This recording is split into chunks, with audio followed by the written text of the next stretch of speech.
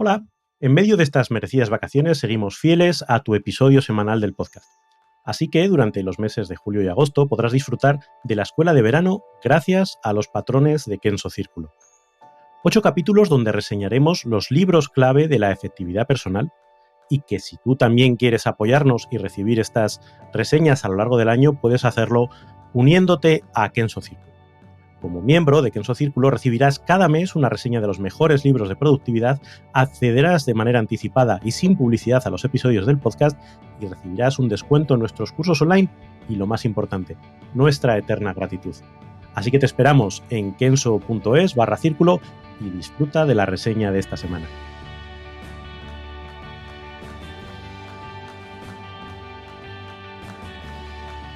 ¿A veces te arrepientes de tus decisiones o acciones del pasado? ¿Has pensado alguna vez cómo he podido ser tan...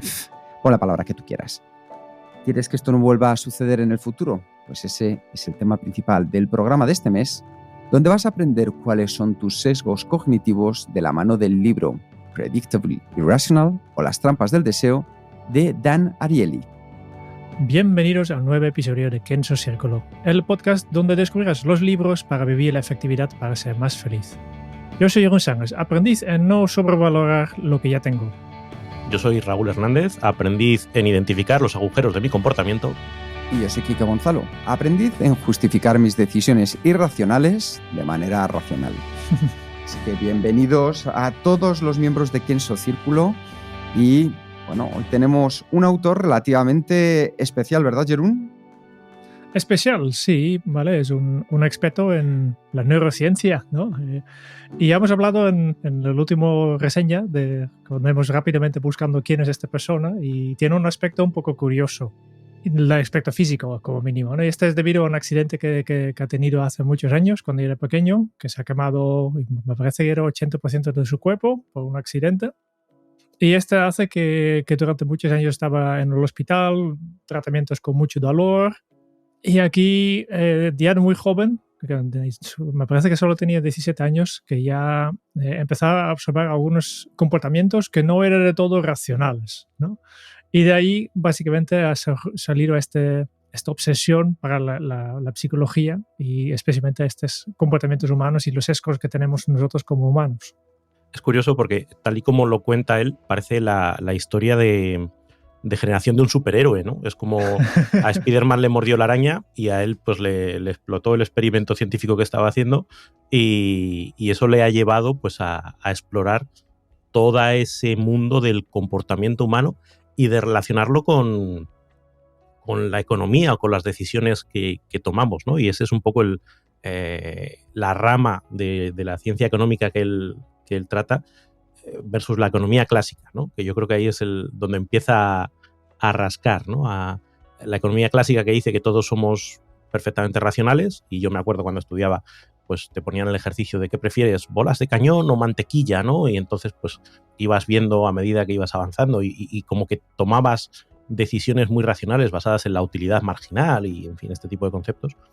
Y Dan Ariely junto con otros es los que exploran diciendo, oye, que aunque tú te creas súper racional, luego hay un montón de veces en las que te comportas de una manera que no se justifica con esa racionalidad.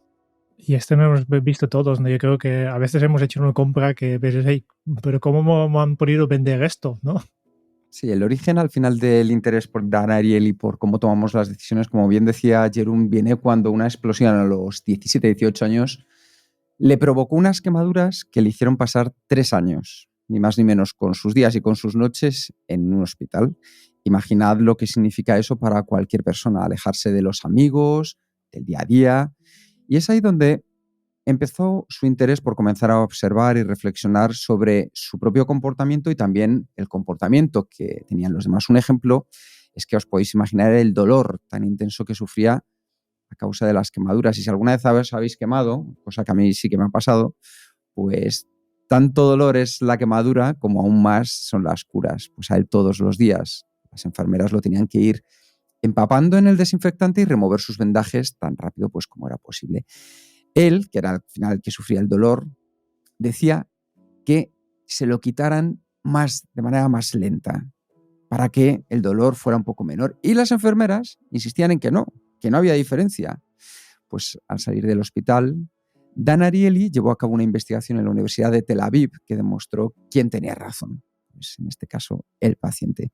Y aunque hay que decir que su investigación no provocó un cambio generalizado en el tratamiento de pacientes, sí que le condujo hacia esa vida, centrándose y especializándose en los estudios acerca de por qué las personas juzgamos mal las consecuencias de nuestro comportamiento y continuamos haciendo cosas irracionales aún después de habernos equivocado.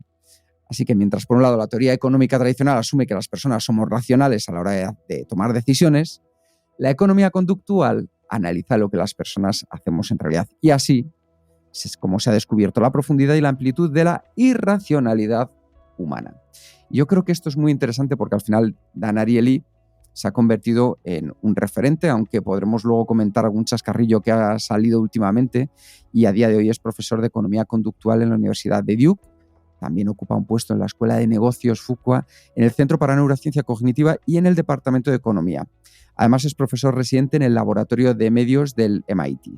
Así que yo creo que es por lo menos un referente interesante, con un estilo en el libro muy claro, accesible, directo. Y aunque vamos a ver que hay diferentes temas en el libro de experimentos, de datos, lo que ofrece es una cercanía muy clara a la hora de escribir y las explicaciones son de las que cualquiera de nosotros nos podemos sentir cómodo. En lugar de ser un libro catedrático, es un libro tremendamente práctico. Y en él se tratan 12 sesgos, de los cuales lo que vamos a hacer es que cada uno de nosotros vamos a elegir cuál ha sido nuestro favorito. Así que, ¿quién quiere comenzar? Antes de esto, simplemente añadir un tema más al perfil de Dan Ariely, porque a mí me entró al radar, no como este profesor de psicología, sino como experto en la productividad. Uh-huh. Todavía no ha escrito su libro, pero él es uno de los primeros fans de lo que hoy en día conocemos como time blocking, y de hecho ha creado una aplicación que es para mí una de las mejores aplicaciones de tareas que nunca se ha creado, que se llamaba Timeful, ya no existe, desafortunadamente, que básicamente combinaba en una misma aplicación tu calendario, tus listas de tareas y tus hábitos, básicamente tareas repetitivas, y tenía un potente motor de inteligencia artificial para ayudarte a decidir cuánto hacerlo. Por tanto, básicamente trabajabas desde tu calendario y el motor de Timeful automáticamente planteaba tus actividades, tus hábitos también. ¿Quieres ir al gimnasio? Pues él, identificando tus rutinas y tus comportamientos del pasado, automáticamente proponía para cada tarea la mejor hora para hacerlo. O sea, es como un asistente virtual que te rellenaba el calendario, ¿no? Dice, efectivamente. ahora deberías estar yendo al gimnasio. Era súper chulo y tuvo bastante éxito durante los 2 años que existió y al final, pasa muchas veces con buenas herramientas, hay un pez más gordo que lo compró. En este caso ha sido la empresa de Google, que lo han comprado.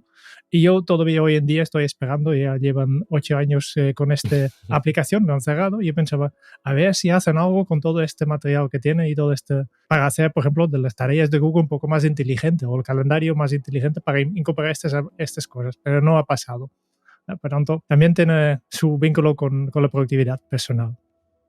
Había una parte relacionada con la tesis del libro, ¿no? Que ya hemos hablado, ¿no? El hecho de que no somos racionales, pero, y el título, en fin, no deja muchas dudas respecto a eso, no es una irracionalidad aleatoria, no es que seamos, pues eso, una caja de sorpresas que no sabes qué bombón te va a tocar, como en Forrest Gump, sino que somos predeciblemente irracionales, es decir, que nuestra irracionalidad tiende siempre a ir hacia un lado. Con lo cual, y ahí abre esa parte interesante de que se puede anticipar, y como la puedes anticipar, puedes contrarrestarla de alguna manera. Luego veremos que no es tan sencillo a nivel individual, pero que sí que incluso desde un punto de vista social se puede anticipar cuál va a ser la irracionalidad que vamos a cometer y se pueden tomar medidas que lo contrarresten. Y si queréis empiezo yo con el sesgo que a mí me ha llamado más la atención, ¿no? Y que tiene que ver con el condicionamiento que se nos puede plantear antes de tomar una decisión o de tener un comportamiento y cómo eso nos afecta. En uno de los experimentos, por ejemplo, planteaba a la serie de sujetos que tenían que dar un precio para un objeto que les sometía pues un poco a a que si pudieran comprarlo, etcétera, ¿no? Pero lo que hacía era que antes de pedirles ese precio, les pedía que escribiesen su número de la seguridad social. Lo curioso es que aquellas personas con un número de la seguridad social más alto tendían a dar un precio superior que aquellos que tenían un número de la seguridad social más bajo. Es decir, que el mero hecho de pensar en un número que no tenía nada que ver con el objeto por el que estabas pujando, el objeto al que tenías que ponerle precio, te llevaba a dar un precio de referencia. Es decir, aunque fuese una referencia tan absurda y tan ilógica, tu cerebro se enganchaba a esa referencia antes de dar un precio. Y dices, ¿cómo es posible que algo tan irrelevante condicione tu visión de un precio o tu comportamiento? Esto hay otro experimento que luego lo plantea en otro punto, cuando en un experimento a una serie de personas les hace trabajar con palabras que están relacionadas con la ancianidad, con ser mayores. Y pues que si artritis, que si residencia, que si Florida, que si... Y a otras personas, a un grupo de control, les hace trabajar con palabras que no tenían nada que ver con eso.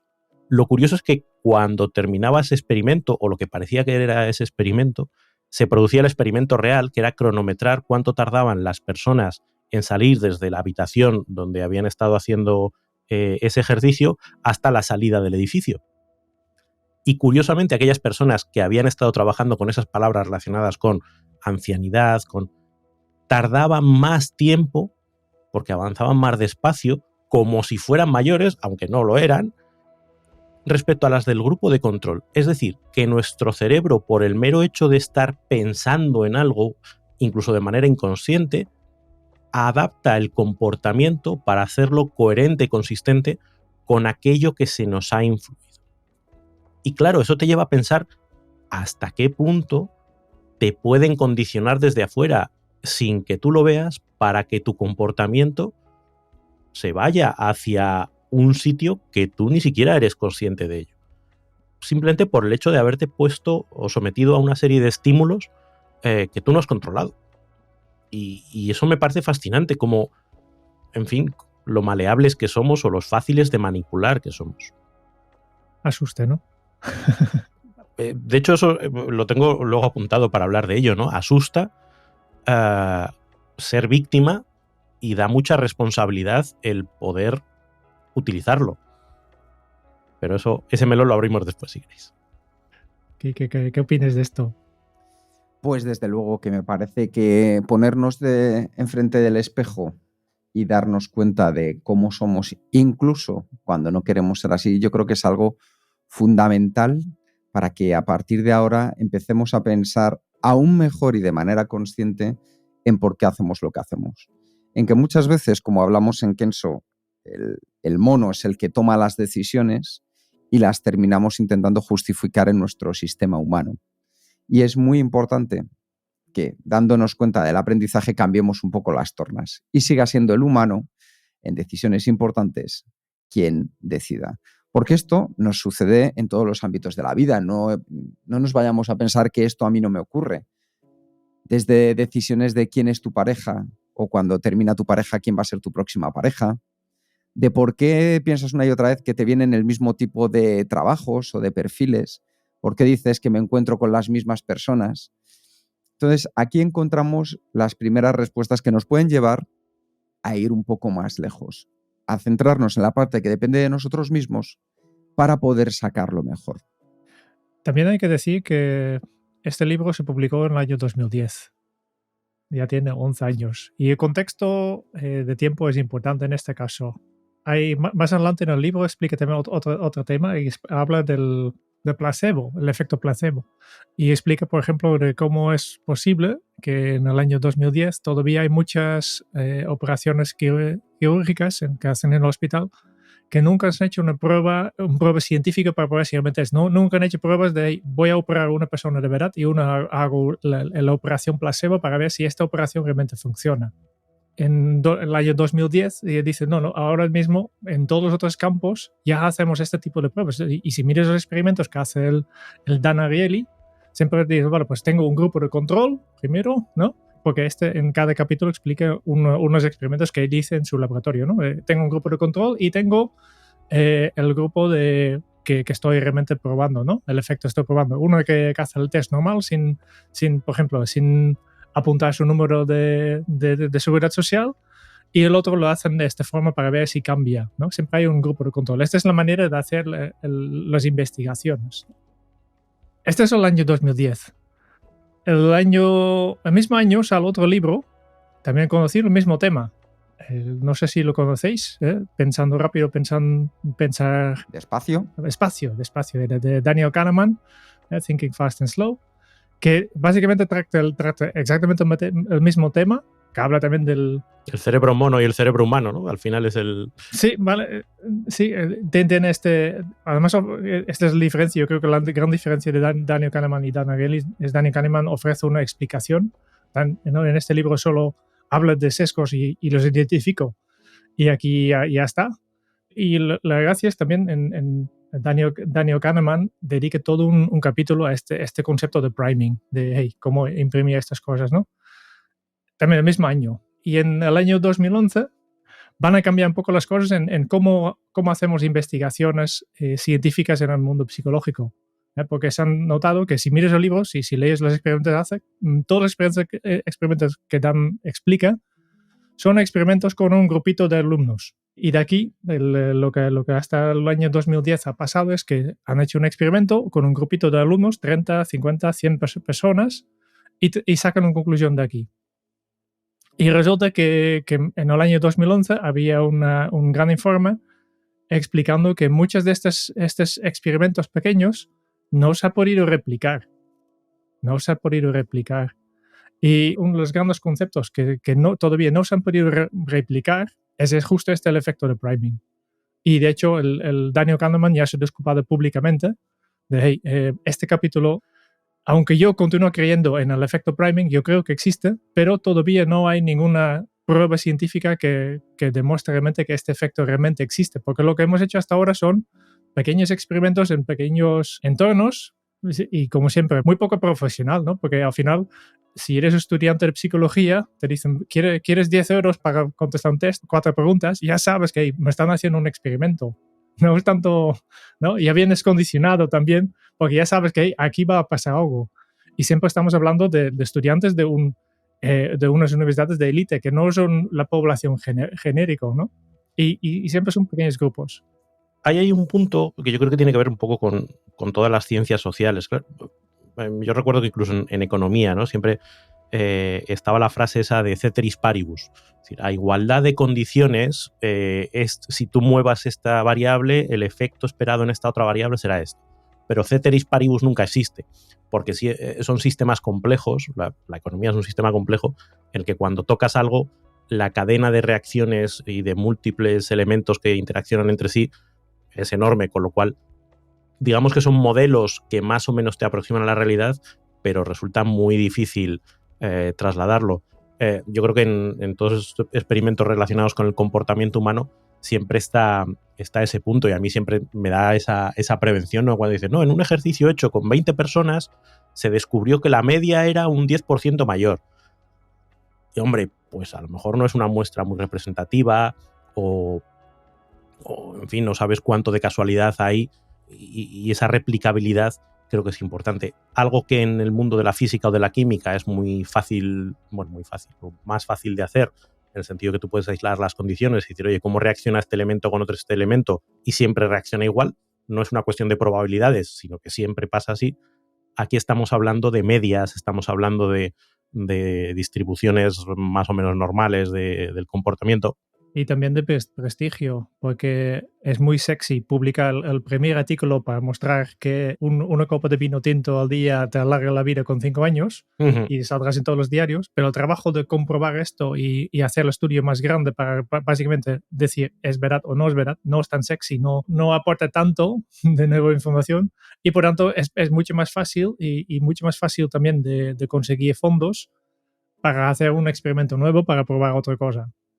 Sí, incluso nos lleva a cuestionar eso cuando lo dice la ciencia. Digo, bueno, vamos a ver, lo dice la ciencia. La ciencia no dice lo mismo con la misma fuerza y con la misma intensidad en todos los sitios. Pasa incluso en la medicina, ¿no? Al final, para que un medicamento sea considerado eficaz, hablamos de porcentajes. Ni siquiera hablamos de que, oye, siempre que tomes este medicamento cualquier persona va a tener este efecto, sino que en términos generales se ha comprobado con estudios de doble ciego, que sí que tiene un efecto de un X%, pero no es ni para todo el mundo, ni...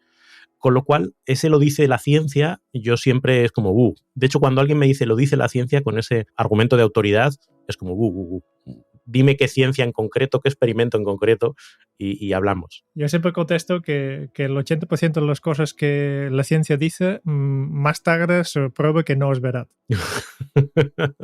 La ciencia en un día también decía que la Tierra era plana, ¿no? Al final es esto. Pero al final, yo estoy con Kahneman, que aunque no hay todavía, hoy en día, no existen estas pruebas para demostrar científicamente el efecto de priming, yo creo que sí que existe. No quiere decir que no existe. Y fíjate, yo creo que el valor de este libro y de estos argumentos, más allá de que te tiren la ciencia a la cabeza, ¿no? Y te digan, no, esto está demostrado en un experimento y por lo tanto es verdad, yo creo que lo bueno es el que te abre a pensar. Es decir, ¿será verdad esto? Y te hace reflexionar sobre tu propia vida o sobre tu propia actividad y decir, espérate, ¿y por qué? Si esto no existe, ¿por qué en los supermercados pasa esto? ¿Y por qué la publicidad hace esto? Y cuando empiezas a estar un poco con esa alerta, empiezas a ver cosas a tu alrededor que dices, ¿y si yo empiezo a trabajar en esto y a hacer microexperimentos en mi día a día, qué pasa? Yo también me puedo condicionar, me puedo generar unos... Es algo que nosotros hablamos muchas veces también, ¿no? Pues, oye, cuando defines una identidad y cuando defines una identidad, luego tienes un comportamiento coherente con esa identidad. El efecto Pigmalión. Hay un montón de elementos en nuestro día a día que dices, parece bastante coherente que independientemente de que haya un experimento científico que lo demuestre a todas dudas, por aquí hay algo que merece la pena tirar de ese hilo. Pero ¿hay alguna manera este efecto de priming de poner un número en la cabeza o información anteriormente en la cabeza que aparentemente no está relacionado? ¿Cómo podemos utilizarlo en la práctica? A ver, yo no he llegado al punto ese de saber cómo aplicarlo, ¿no? O darle esas vueltas. Yo recuerdo algún ejercicio de mentalismo, de estos mentalistas que salen en la tele, que es una de las herramientas que utilizan, ¿no? Me acuerdo que había un mago, yo creo que era inglés, un ilusionista inglés, ¿no? Que cogía a una persona y en el escenario era capaz de adivinarle que el animal que estaba pensando era la jirafa. Y la mujer era como, ¿cómo es posible que haya adivinado con la jirafa? Pero luego te ponían todo lo que había hecho a lo largo de ese día esa persona y el programa le había estado poniendo a lo largo del día un montón de estímulos relacionados con la jirafa. ¿Cómo podemos trasladarlo a nuestro día a día? Pues yo qué sé, imagínate, yo quisiera hacer más deporte, por poner una situación un poco absurda. ¿Qué pasa si yo, cuando me levanto, la música que me pongo es la de Rocky? Y es la primera canción que me pongo a lo largo del día. ¿Qué pasa si los pósters que tengo en la habitación tienen que ver con deporte? ¿Qué pasa si lo primero que hago es verme una entrevista que hicieron en YouTube a un deportista que te explica no sé qué? ¿Qué pasa si tengo un póster de Nadal? Pues probablemente mi comportamiento se vea estimulado por todos esos estímulos a hacer un comportamiento coherente con eso. Que lo elijo como mi identidad y entonces si la ropa que tengo es ropa deportiva, lo que sea. O igual que si los pósters que tengo son los que tengo aquí atrás, que tienen que ver con lo que hacemos nosotros, ¿no? Con la ley de Pareto, con la aceptación, con la dualidad, pues probablemente mi comportamiento tienda a ser más coherente porque tengo todos esos estímulos a la vista a lo largo del día. Interesante, sí. Sí. Estoy contigo, es un muy buen consejo. Quique, ¿cuál es tu sesgo favorito? Pues de este libro yo me voy a quedar con el que habla de lo gratuito, del cuidado que hay que tener con aquello que nos regalan y el poder que tiene la palabra gratis en cada uno de nosotros. Así que hay que darle un poquito de pensamiento porque en este libro una de las cosas que más me gusta es cómo plantea nuestra reacción ante la idea de obtener un artículo que es gratis frente a obtenerlo de igual forma por un precio irrisorio o más barato. Y lo cierto es que solemos aceptar la idea de que nos envíen la compra gratis a casa incurriendo en un gasto superior al esperado y en cambio obviamos un descuento mayor en términos económicos a la hora de realizar la compra por no renunciar a la obtención de un artículo gratis. Y lo veremos en uno de los ejemplos que también nos pone Dan Ariely y por el que yo he pasado, que por eso me gusta compartirlo con vosotros. Y yo creo que hay que pensar en ello, porque al final lo que en el subconsciente supone obtener algo sin desembolso económico, en realidad muchas veces implica incurrir en un gasto. Como ya ese famoso que yo voy buscando siempre, el 2x1 o el 3x2, cuando en realidad nosotros queremos un solo producto, no 2 ni 3, pero la idea de lo que tiene ese poder de gratis tiene en nosotros. Así que 2 ejemplos que hay en el libro. El primero me gusta mucho porque ya lo había visto de primera mano en Punset, que Punset de hecho Eduard Punset tiene un programa con Dan Ariely que os recomiendo porque lo podéis ver en YouTube, en cualquier canal todavía está disponible. Y lo que hicieron es que en varios establecimientos se realizaron una serie de experimentos con 2 marcas de chocolate.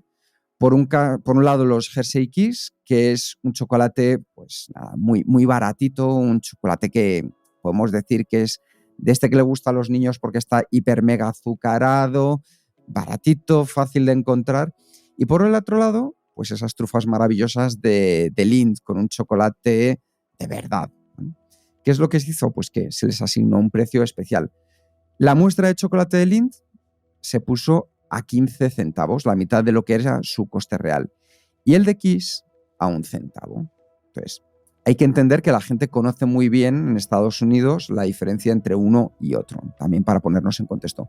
Pues en el primer experimento se comprobó que la gente escogía más la opción de coger la trufa de Lindt en vez del chocolate a un precio tan irrisorio. La lógica, es decir, si me ofreces algo muy bueno por la mitad, prefiero gastarme un poquito de dinero y llevarme esto que es de calidad en lugar de llevarme este otro chocolate que es más barato, que lo puedo encontrar más fácilmente, porque el precio aquí, aunque haya bajado, pues tampoco lo veo tan interesante. ¿Qué sucedió? Que lo interesante vino después, cuando se dio un paso adelante con el experimento, descontando simplemente 1 centavo al precio asignado, de tal forma que el chocolate Lindt pasaba a costar 14 centavos y el de Kiss pasaba a ser gratis. ¿Cuál fue la reacción? Pues que el 66% de las personas elegían la opción del chocolate gratis en vez del chocolate de mayor calidad. Es decir, escogían el Kiss por encima del Lindt, al contrario de lo que había sucedido en el primer experimento. Se repitió la prueba en un restaurante con la posibilidad de meter en la cuenta de la comida la muestra de chocolate que se eligiera y la gente siguió eligiendo, pese al valor de la comodidad asignado, la opción de gratis de nuevo. En este caso, pues la gente escogía la opción sin riesgo, aquel que implicaba no tener que incurrir en un coste pese a no gustarle la alternativa escogida. Lo curioso es preguntarse si se realiza lo mismo con bienes necesarios como puede ser, por ejemplo, la fruta, donde la gente no opta por escoger lo gratuito y tememos al riesgo de si tiene implicaciones para este tipo de compra. Es decir, con chocolates me lo creo, pero si me están dando un bien más de primera necesidad como pueda ser carne, pescado, fruta o leche, ahí me puedo llevar un pequeño resquemor. Y lo bueno es que si nos vamos, como decía Jeroen, a día de hoy, al mundo que estamos viviendo, al mundo online, nuestra sociedad online, pues viene el ejemplo de Amazon. Y en Amazon se dio un caso típico del poder de lo gratuito. Resulta que durante mucho tiempo, como política de marketing, Amazon lanzó la opción de envío a domicilio gratis con la compra de un número determinado de artículos o al llegar a un gasto mínimo, que de hecho es otra cosa que acaban de lanzar otra vez o relanzar hace relativamente poco. Y era una forma pues, de incentivar las ventas. Es decir, si superas los 29 euros, el envío es gratuito. ¿Qué sucedía? Que en todos los Amazon las ventas se incrementaron, salvo en un país, que fue Francia. ¿La razón? Pues que pese a tener la opción de envío gratuito, había que incurrir en un coste de 20 centavos para usar este servicio. Es decir, había que añadir 20 centavos, el precio era lo que serían 20 centavos.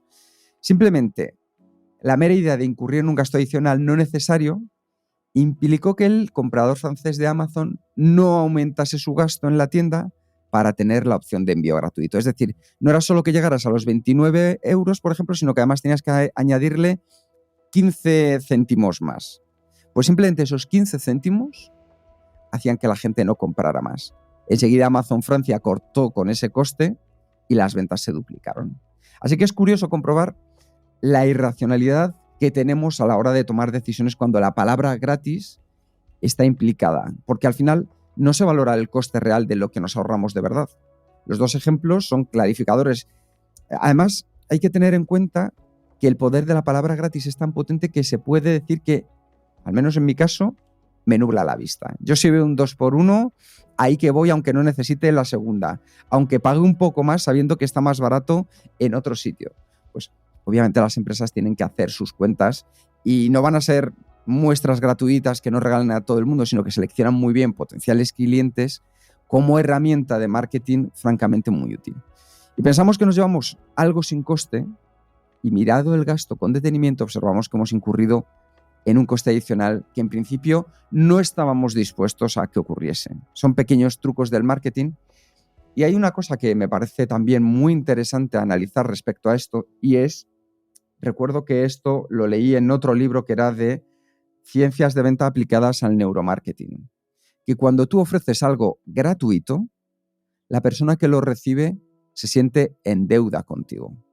Entonces, simplemente cuando recibimos, por ejemplo, una muestra de algo que es gratuita, cuando tengamos la opción de comprar un producto relacionado con eso, tenderemos más a devolver el favor, por así decirlo, entre comillas, y comprar otra vez esa marca que nos dio una muestra gratis, a comprar otra marca distinta del mismo producto. Así que porque yo he sufrido en primera persona las carnes de lo gratuito, este es mi sesgo favorito. Yo tengo un recuerdo muy vívido de esto.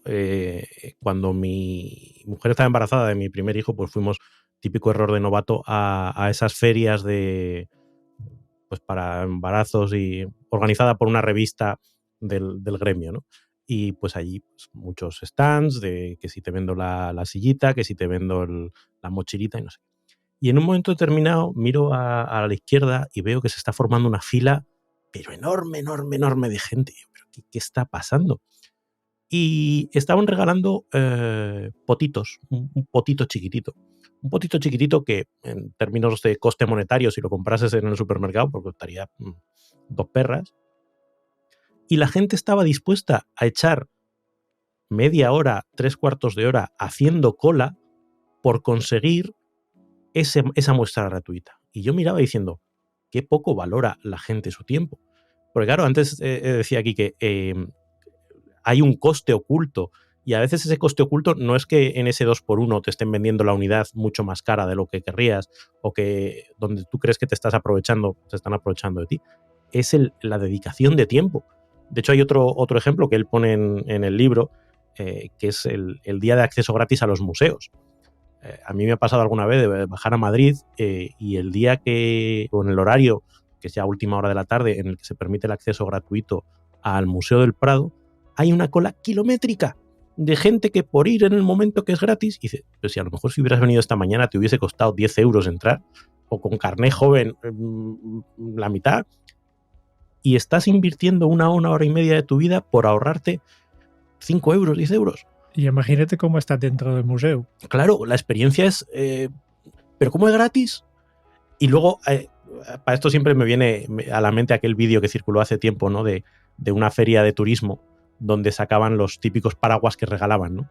Y salían con el carrito de paraguas y la gente no esperó ni a que llegasen al stand ni nada. O sea, llegaban, cogían, la gente se llevaba 5 paraguas porque es gratis.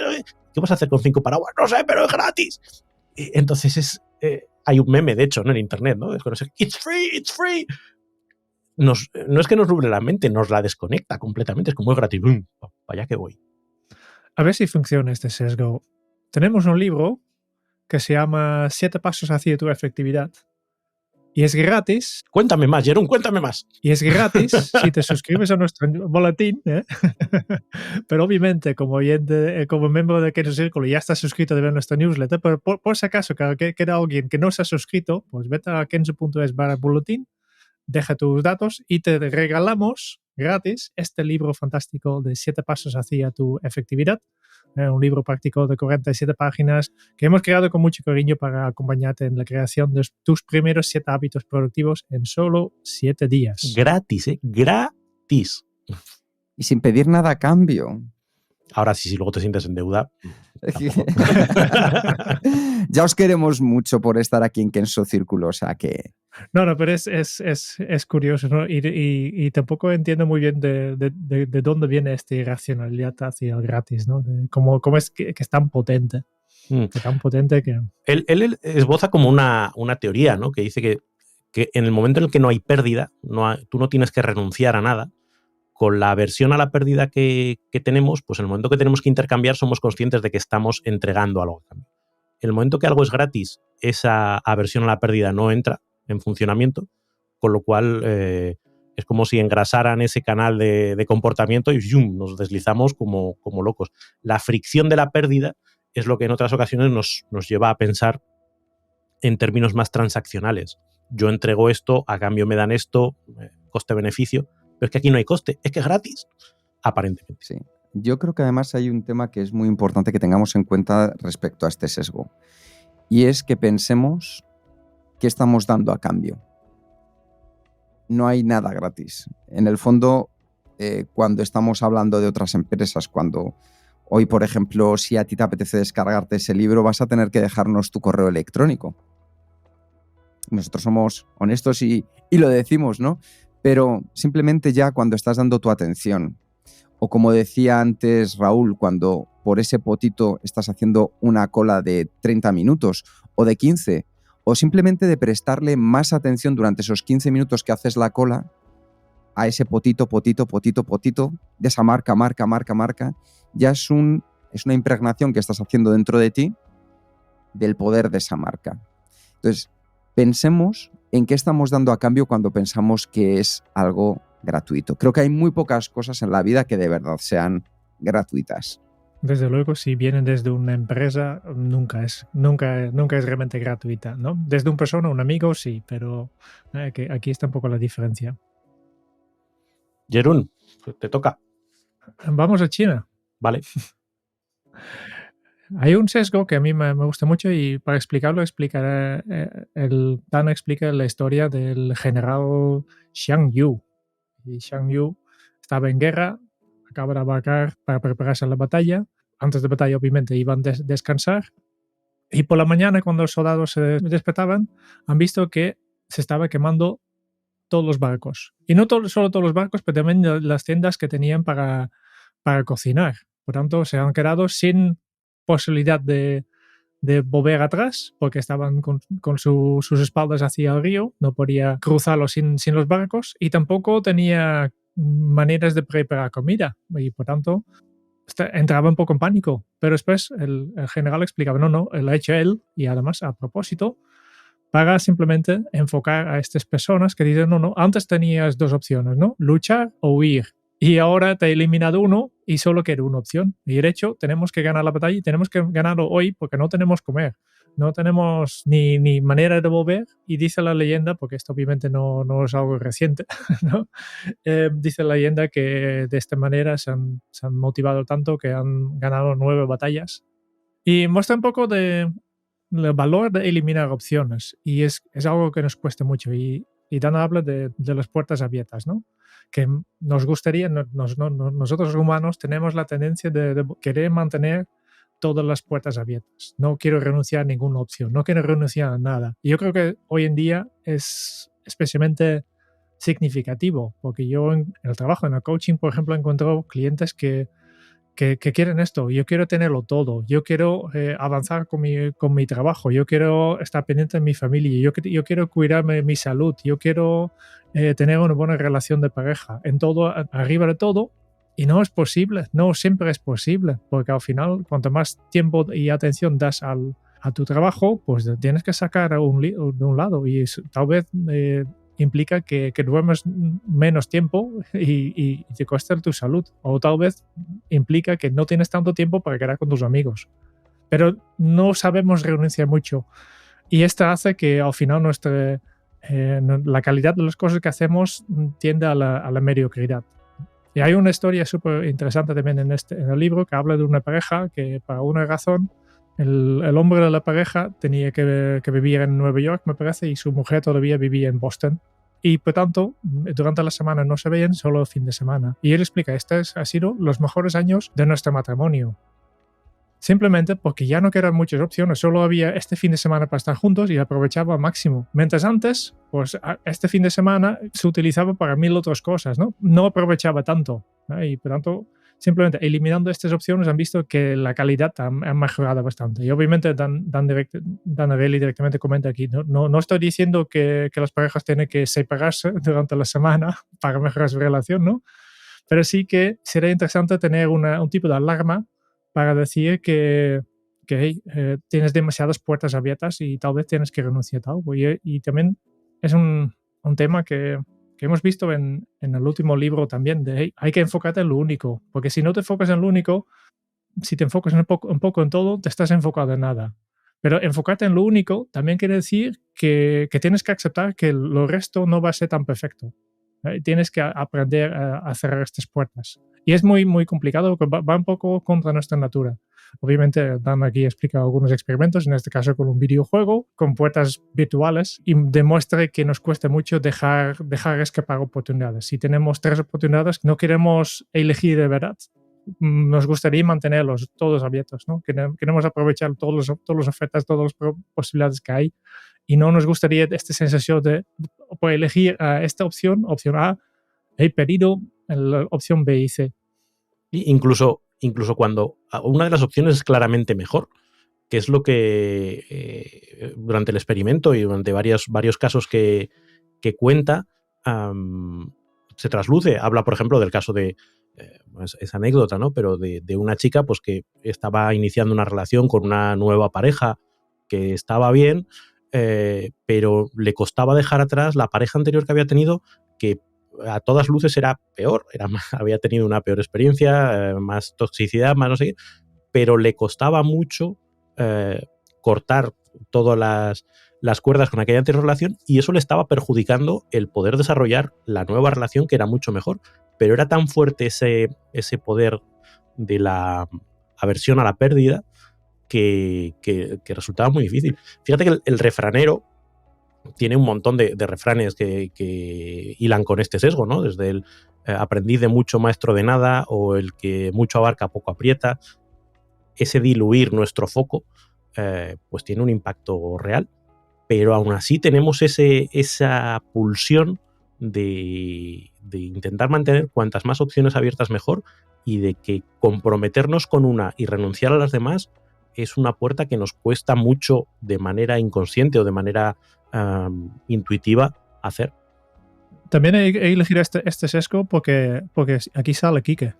Sí. Explica una historia de un amigo de Dan, un amigo que se ha dedicado 3 meses seleccionando una cámara digital y tenía 2 opciones casi idénticos, ¿no? Eso no ha pasado. ¿Te refieres al caso del burro que no sabía elegir entre dos pacas de heno? No, el Quique no es un burro, no es Hombre, esto, pero...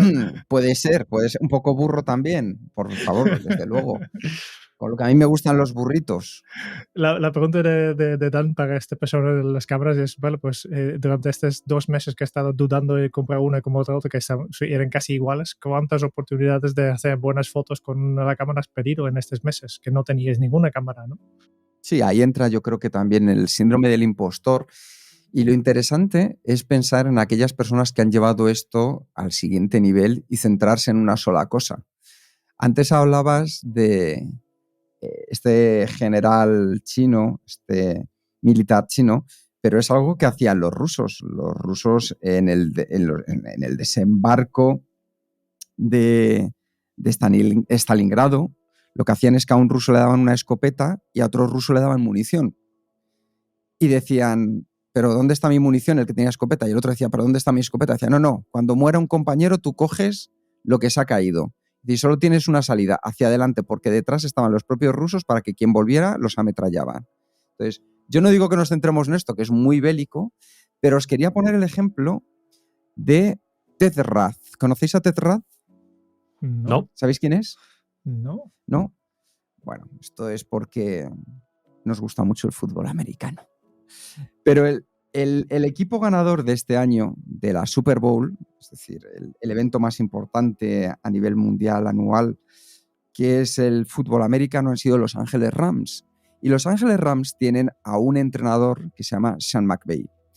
Y lo curioso es que tiene un asistente que se llama Ted Rath, que aparte de otras funciones, una de ellas es la de mantener al técnico, a Sean, fuera del campo durante el partido. ¿Qué sucede? Que el primer entrenador, está muy focalizado en lo que está pasando en el partido y se mete mucho, está completamente concentrado en eso. ¿Y qué sucede? Que si el árbitro que pasa por allí le toca, es como una pequeña, por así decirlo, infracción o una gran infracción.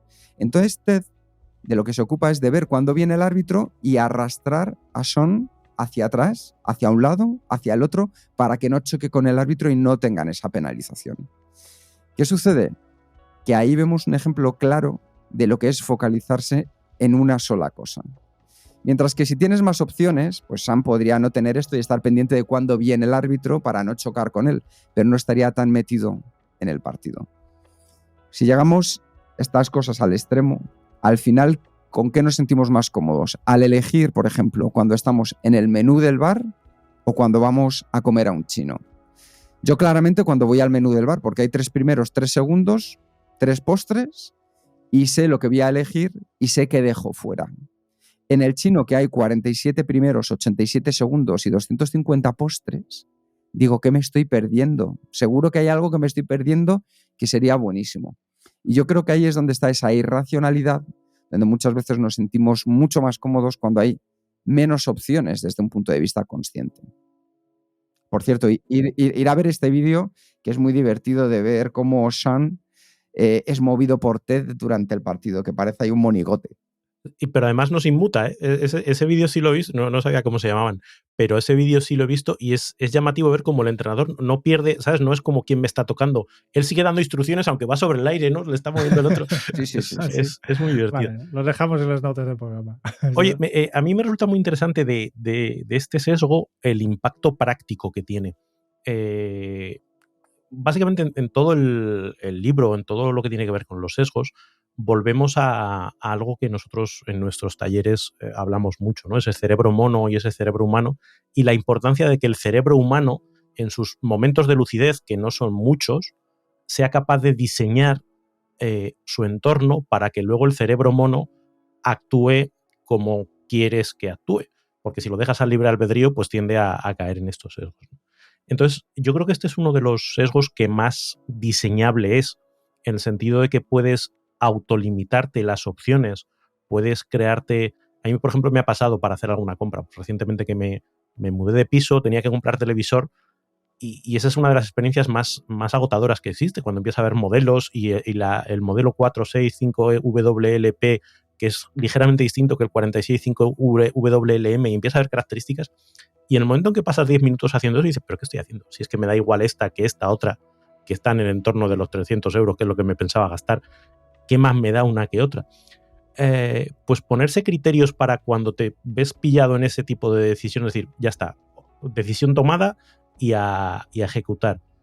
Porque si no, eres capaz de perder muchísimo tiempo y muchísima energía en mantener esas opciones abiertas, ¿no? Y creo que es uno de los campos donde más se puede actuar a la hora de, por ejemplo, definir qué vas a comer a lo largo de la semana, definir cuál va a ser incluso llevado al terreno mismo de la organización del tiempo, ¿no? ¿A qué vas a dedicar tu día mañana? Pues si cada vez que te enfrentas a las tareas abres tu lista de tareas y tienes 200 ítems, pues vas a pasar mucho más tiempo decidiendo qué hacer que si tienes uno, porque has decidido el día anterior que a las 11 te vas a dedicar a hacer esto. Pues entonces no dudas, a las 11 hago esto. Hay muchos momentos del día en los que puedes luchar contra este sesgo, pero tienes que haberlo hecho tu cerebro humano, porque tu cerebro mono se cae en la red fácilmente. Completamente de acuerdo. Aquí hay un tema que todavía no está solucionado, no hay nadie que me pueda dar algunas instrucciones claras sobre, vale, pues este libro se dedica a machacar un poco la intuición, porque dice, nos fallamos en mucho, ¿no? El mono, que falla en muchas cosas. Es mejor aplicar la racionalidad en algunos puntos, tal como tú explicas, ¿no? Pero por otro lado, yo también creo que la intuición tiene mucho valor. Y justo ayer Raúl y yo estábamos hablando con Alejandra Vallejo Nájera y nos explica también el valor este de intuición, ¿no? En muchas situaciones tu intuición ya sabe lo que debes hacer antes de que tú puedes explicarlo, ¿no? Y yo creo que todavía no tenemos muy claro en qué momentos tenemos que utilizar la intuición, tenemos que utilizar el mono, porque aquí no hay trampas, y en qué momentos tenemos que apagarlo un poco y tirar de la racionalidad, ¿no? Buscar este equilibrio, hacer este arte de utilizar nuestra mente y de las dos diferentes maneras de pensar, porque en las últimas décadas, especialmente desde este libro y el libro de Daniel Kahneman, se ha ido un poco machacando al pobre mono de hey, tú no vales, ¿no? Y yo creo que en algunos casos incluso hemos ido demasiado lejos, ¿no? Hemos tirado también la intuición, etcétera. Sí, yo fíjate, ahí creo que es un input relevante, ¿no? Yo creo que lo interesante es que no se trata de descartar al mono. De hecho, se suele decir que si no fuera por el mono no podríamos vivir. Es decir, si siempre estuviésemos tomando decisiones conscientes en las 24 horas del día, nos explotaría la cabeza porque sería horrible, ¿no?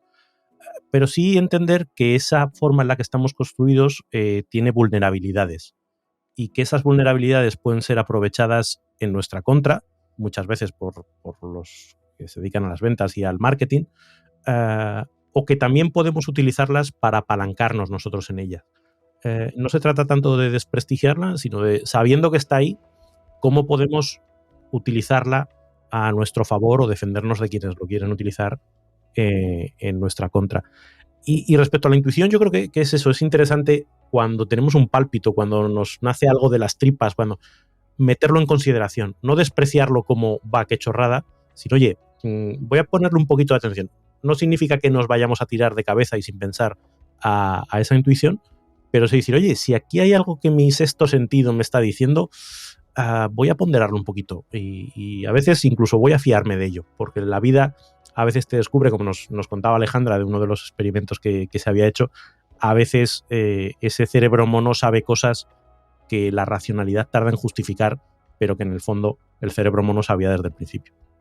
Sí, de hecho hay un episodio también vuelvo a Punset, en el que explica que la intuición, más allá de lo que pensamos, está basada en hechos científicos, en hechos que tienen que ver con nuestra propia experiencia y cómo hemos ido almacenando determinada información que, aunque nosotros no seamos conscientes, es como un procesamiento que hace nuestro cerebro de manera colateral para darnos más información basada en hechos.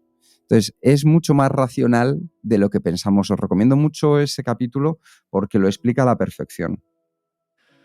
Muy bien, vamos a ir cerrando y lo último que nos queda es el estilo y la valoración. Y Quique, como tú has elegido este libro, ¿por qué no vas primero? Venga, voy yo primero. Estilo claro, accesible, directo y, como decíamos al principio, aunque relate numerosos procedimientos experimentales y descubrimientos, no te aburre con jerga o detalles técnicos. Además, ofrece, yo creo que una conexión muy clara entre lo que es la vida de la persona que lo está leyendo y cada explicación, es decir, nos lo acerca a nuestro día a día. El libro me parece que es práctico y la investigación que contiene pues se extiende más allá de ir simplemente a centrarse en una sola ciencia en concreto, sino que abarca muchas de ellas. Y es un libro que puede ayudarte a tomar decisiones más conscientes sin importar sobre qué, ya sea desde establecer una estrategia en tu empresa hasta encontrar pareja o simplemente elegir qué vas a comprar a partir de ahora en el supermercado. Por la parte un poco de puntos de mejora, pues desde luego que el tema en la que está basado sus experimentos, que es algo que yo creo que hay que considerar. Yo creo que ahí no lo hemos comentado, pero últimamente han salido algunas noticias un poquito de Dan Ariely, y yo creo que eso es importante, que no los ha podido comprobar todo en grandes experimentos, y principalmente es ese punto que yo le puedo echar un poquito en falta. Yo le pondría un 4,25. No un 4,26, un 4,25. No, un 4,25 porque mi número de la Seguridad Social termina en 25. Ya te han dominado. Raúl. Pues yo coincido con Kike en la valoración del estilo. Creo que es un estilo muy conversacional, tiene pues eso, hasta divertido, ¿no? El cómo relata los experimentos y las conclusiones. A mí hay algo que me llamó la atención y es que tiene un carácter como muy episódico. Me recuerda a estas series donde pues todos los episodios son variaciones un poquito de lo mismo. Digamos que la tesis del libro está planteada en la introducción, El título. el título de hecho, y a partir de ahí lo que se dedica es a poner ejemplos, y pone 12 como podría haber puesto 24, supongo, o 6. No hay una línea argumental que te vaya llevando a descubrir progresivamente una conclusión. La conclusión está planteada desde el título y lo que te pone son ejemplos. Y a mí eso, pues en un momento determinado, llegó el momento en que dice, bueno, pues otro más y otro más, vale, ya he pillado la idea, ¿no? Y luego hay una cosa que me llamó la atención, y de hecho yo estuve leyendo la versión extendida y revisada, que se produce justo después de toda la crisis económica, ¿no? Y ahí lo que hace es insistir en un sesgo que ya tiene todo el libro, que tiene cierto componente político-social. Es decir, extrae una serie de conclusiones respecto al comportamiento humano y las eleva a esto que implica, pues, para cómo nos organizamos, yo qué sé, la seguridad social, o cómo nos organizamos, o cómo deberían organizarse los impuestos, o cómo deberían organizarse. Es decir, que tiene una agenda, no sé si decir política social, pero que impulsa sus propios puntos de vista más allá del contarte el sesgo, contarte el experimento. Y a mí eso en algún momento me chirriaba, no porque no sea relevante, creo que es interesante pensar en ello, pero digamos que tomaba postura, tomaba posición. Hay una cosa que me gusta mucho, que también plantea en la introducción, dice, oye, yo te cuento esto, pero lo interesante es que trates de llevarlo a tu vida, de que trates de llevarlo a circunstancias tuyas y cómo puedes aplicarla. Y yo creo que ese es un ejercicio que el libro te invita a hacer, pero que luego tienes que hacer tú. Oye, este sesgo que he identificado, ¿cómo me está afectando en mi día a día y cómo podría utilizarlo para mi beneficio o protegerme de ello? Y luego otro punto que también Daniel Kahneman en su día planteaba es el ser consciente de todos estos sesgos no te impide caer en ellos. Puedes hacer un ejercicio de conciencia, pero en el momento en que la conciencia cae, todos tendemos. Y yo creo que todos hemos experimentado. Si alguien te da algo gratis, dices, perdona, es que me están esperando porque hay algo gratis. Y pues esto lo he leído en el libro de Dan Ariely, ya, pero caes igual. Y eso pues también te hace consciente de dónde estás. Para mí es un 4.24. No, un 4. Sí, creo que es un libro muy, muy interesante y una forma muy interesante de acercarte a este mundo de los sesgos. Sí, una pregunta. ¿Habéis leído a Kahneman? Yo sí. Parte. Vale. Porque efectivamente yo creo que se parecen bastante, ¿no? También me reconozco mucho también son episodios que me pasa exactamente lo que tú explicabas, lo tenía todavía más con el libro de Kahneman, ¿no? De hecho, yo no lo terminé. O sea, llegó un momento en que era otra más. Sí, vale, ya entendiendo. Los humanos no sabemos de estadísticas y ya está, ¿no? Pero estoy completamente de acuerdo con vosotros. Me ha gustado leer sobre los experimentos, me ha gustado las anécdotas, los ejemplos que aporta. Me ha gustado también cómo, en el caso que era posible, también tiraba de su propia vida, de su propia experiencia, más que nada del accidente y lo que ha vivido ahí, ¿no? Simplemente para explicar muy bien, sin enrollarse demasiado, porque no es un libro que se me ha hecho largo, al menos no por concepto, tal vez 13 sesgos era demasiado. Sí, pero cada uno se leía rápido. Yo me lo planteé leer un capítulo al día y era como, pues qué rápido se ha pasado. Efectivamente, ¿no? Y vale, pues y el resto de los comentarios yo siempre soy muy práctico, yo siempre estoy buscando pautas, pero no a ver, ¿cómo puedo aplicar esto a mi día a día, ¿no? Pero entiendo también que este tema tampoco hay siempre una solución con 4 pasos para evitar que caes en la trampa del gratis o 4 pasos para... No es tan fácil aplicarlo a la vida. Por tanto, yo siempre estoy buscando esto y tal vez en este sentido me ha quedado un poco decepcionado, pero es más un error, un fallo mío que un fallo del libro. Por tanto, al final yo también me quedo con 4 estrellas. Ok. Muy bien, Jeroen. ¿Y cuál es el libro que nos propones para el próximo mes? He estado pensando. Yo creo que vamos a... ¿De manera racional o irracional? Ya me conoces, racional, 100%. Estamos en línea. Hemos leído Lo Único, que nos ha gustado mucho. Hemos leído sobre, ¿no?, enfocarte solo en una cosa y tácticas para hacer esto. Hemos leído esto sobre sesgos. Y yo creo que vamos en la misma línea, pero llevarlo un poco más a lo nuestro. Por tanto, os voy a proponer un libro sobre la gestión del tiempo. Y ahora estás pensando, no se puede gestionar tiempo, ¿no? Este sí que va de gestión de tiempo. Y es uno de los libros que ha salido el año pasado, que me ha salido en 1000 sitios en el radar, en entrevistas, en podcast, en artículos. He visto mencionarlo mucho y me ha levantado mucha curiosidad. Habitualmente no soy mucho de leer libros nuevos. Primero, siempre me gustaría que se maduren un poco y a ver si se aguantan el tiempo, pero este ha salido en tantas cosas.